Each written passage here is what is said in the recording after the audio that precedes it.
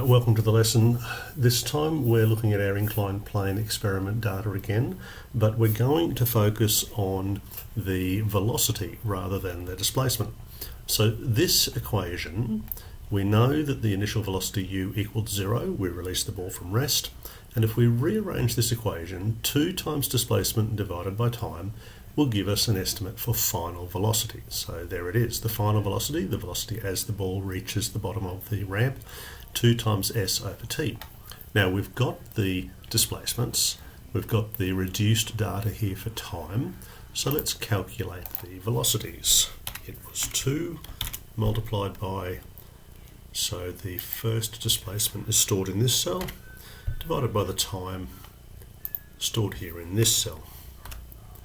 And so my ball, after it had travelled for 1.88 seconds, had reached a velocity of 0.213 metres per second squared. Now the nice thing about this is we can get an estimate for the uncertainty in that answer. Remember, when multiplying and dividing measurements, s and t, 2 is not a measurement, when multiplying and dividing we add the relative uncertainties, delta s over s and delta t over t are the relative uncertainties, to give us the relative uncertainty in velocity. Now by multiplying velocity again to the right hand side, by multiplying through, this expression will give me the uncertainty in v. So I have to type a code here for this answer. I'll start with the brackets and the fractions. So here we go. Now the first one is delta s over s. So all of these displacements were an uncertainty of 0.005 divided by, now in the first case it will be that number there. Then I add delta t over t. So the delta t's were all different as they were based on these repeated measurements. So it'll be this value divided by the corresponding time value.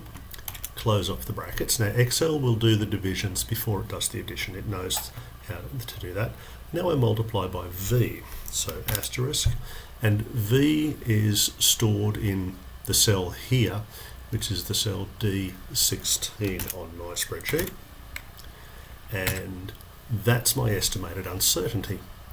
I'll reduce that a little bit in decimals, and it looks like 3 decimal places is appropriate. So I'll copy those formulae to the rest of the table here. So pasting the formulae, and there they are, and I'll reduce each of these in decimals as well.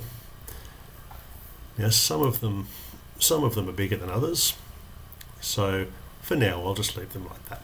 I've got my raw data of time and my raw data of velocity. That's the graph that I want to make. I want to make a graph that is looking at the equation, here we go, v equals u plus at. That's the equation I'm interested in modelling. Let me just make that larger so we can see that clearly. And I'm very interested in comparing that equation with y equals a plus b times x, which is the equation of a straight line. And once again, let's make that big enough to compare.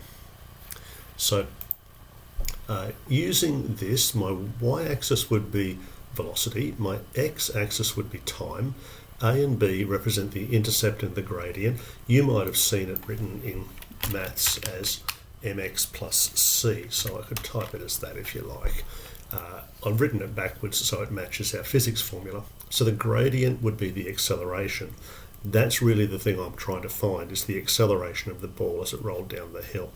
So it's pretty clear. I do a graph of velocity on the y-axis versus time. Let's do that. I'll highlight the time, and I'll highlight, sorry, should have pressed the control key then. Highlight the velocities, insert a scatter chart. Let's see if I can fit that up into that space there. That looks pretty good. Now it's an inclined plane, and we think we had a constant acceleration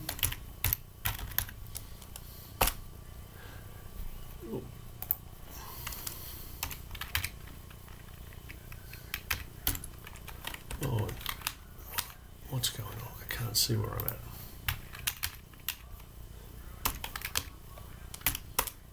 That's better. Let's have some axis titles.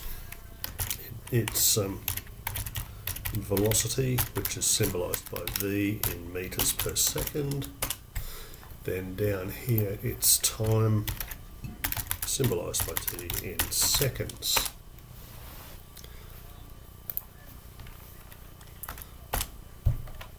Okay, we're ready to go. Let's add, or let's format those to be little crosses. So the markers, we will change them to be crosses.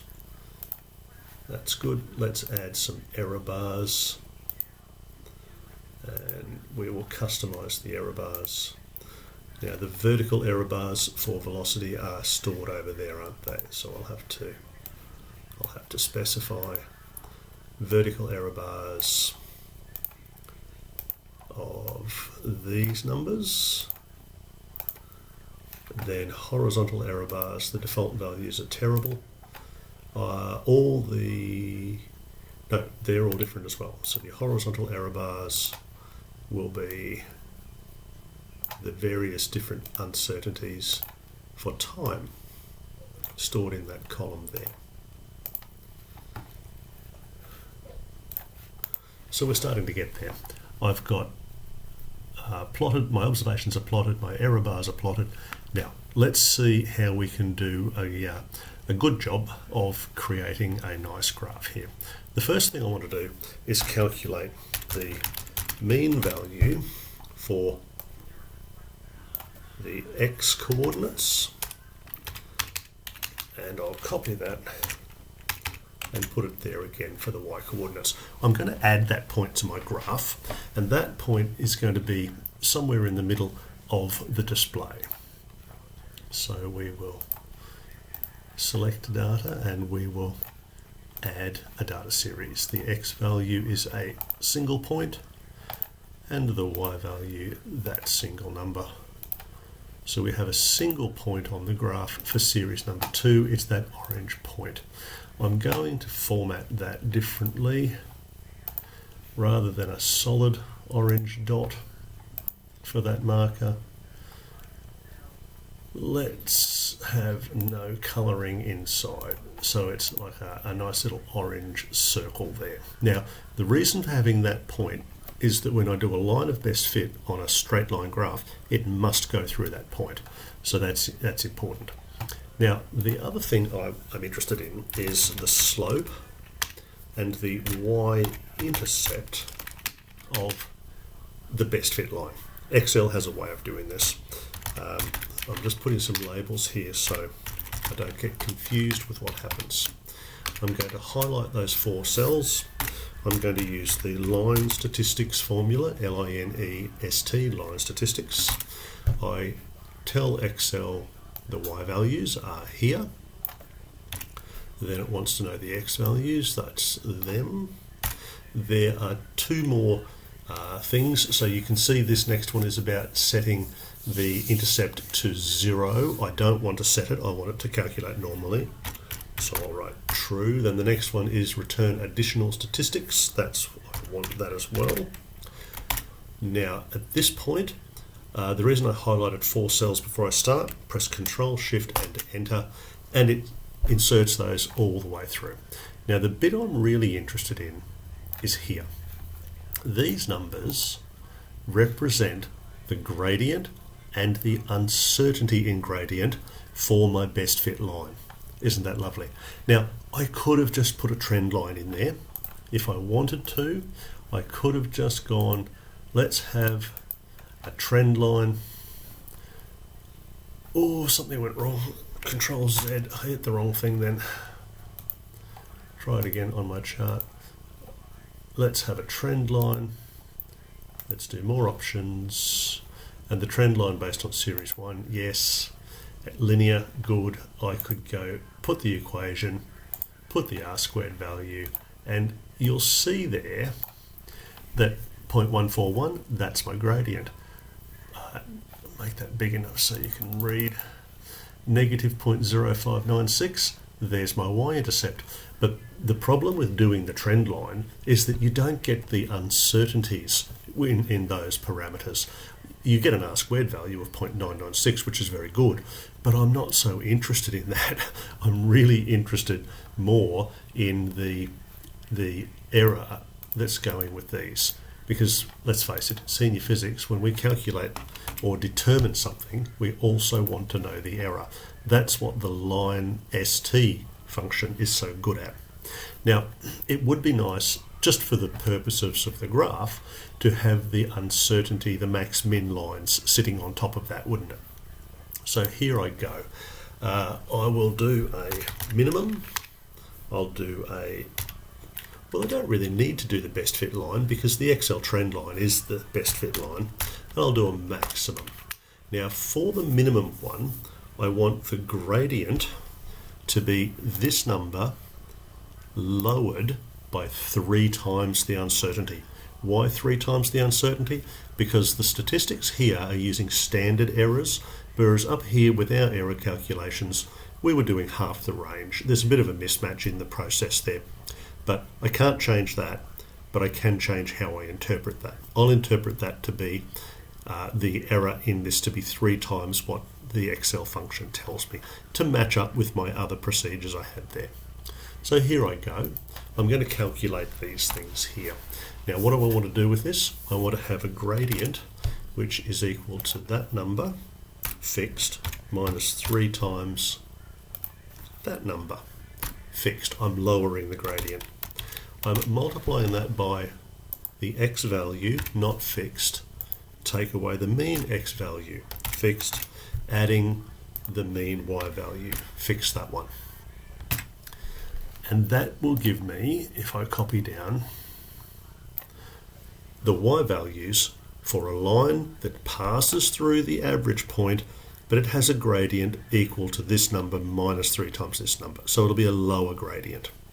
Now let's do the max line.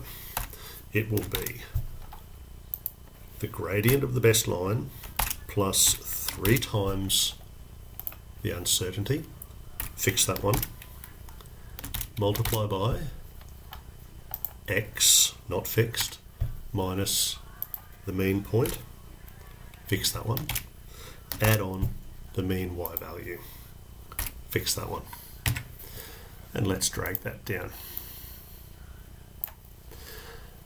So I'll put a couple of boxes here and here and maybe here as well. Now I want to add these as extra series onto my chart. So click the chart, design, select the data, add a data series. The x values are the times. The y values will be the minimums.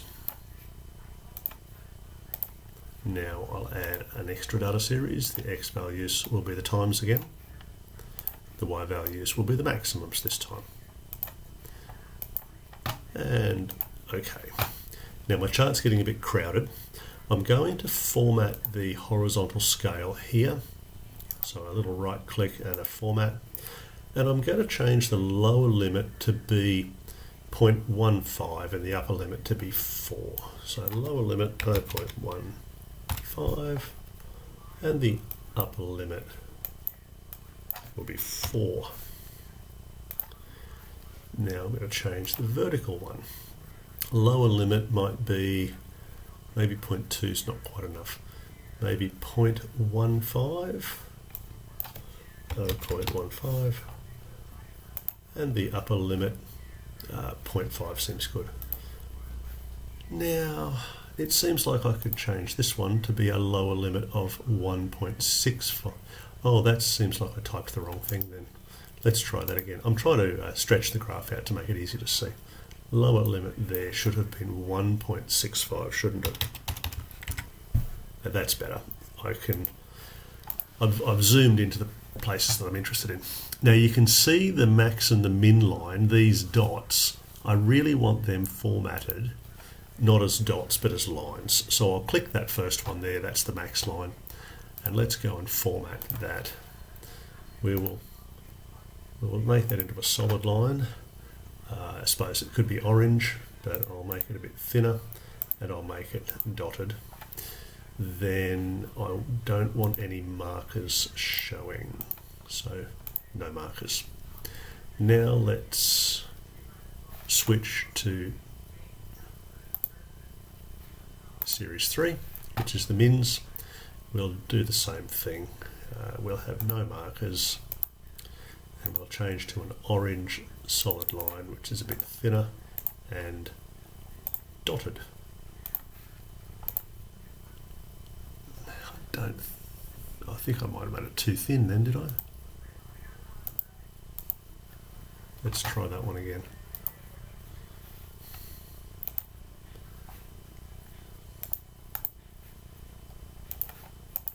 That looks a bit more like it. So if I zoom in just on the graph, probably a bit too much, there we go. We can see that's a fairly good looking graph.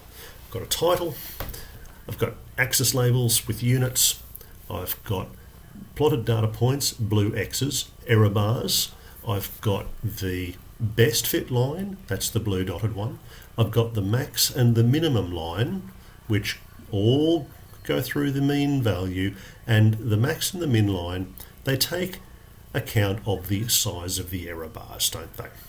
Now remember, how did I get that? I used this magnificent little line st function from Excel. Did all the hard work for me. So I then just made use of these answers. Now how would I interpret this? From my formula over here, we had v equaled u plus a times t. Remembering that acceleration is the gradient, I would conclude that the acceleration is 0.141, and I would say that, whoops, didn't mean that, I would say that it is plus minus 3 times the error. So let's just go 3 times the error reported by Excel. We'd better reduce that down to a single significant figure. I suppose I should reduce that to match, and that acceleration is meters per second.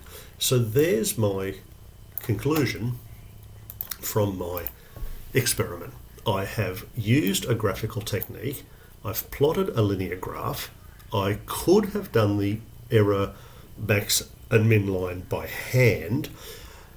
That would have been much worse because I would have been estimating. But I could have done it that way. I could have calculated those two gradients, or better still, I used technology to do this for me.